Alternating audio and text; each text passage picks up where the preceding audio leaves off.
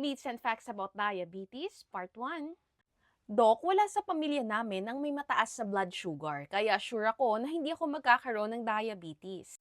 Well, totoo naman po na malaki ang kinalaman ng genes when it comes to type 1 diabetes mellitus. Kaya lang, kung ang pinag-uusapan ay type 2 diabetes mellitus, malaki po ang kinalaman ng ating diet and lifestyle dito. Lalo na kung tayo po ay overweight, may polycystic ovarian syndrome, may gestational diabetes, at kung meron tayong pre-diabetes. Number 2, Dok, hindi na ako pwedeng kumain ng kahit anong matamis dahil may diabetes na ako.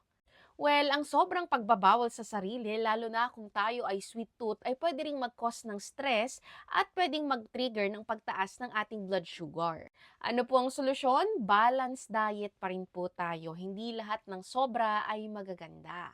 And number 3, Doc, hindi raw safe mag-exercise lalo na kung tayo ay may diabetes. According to studies, ang pag-ehersisyo po ay nakakatulong i-boost ang sensitivity ng ating katawan sa insulin. Dahil dito, mas namamanage po natin ang diabetes.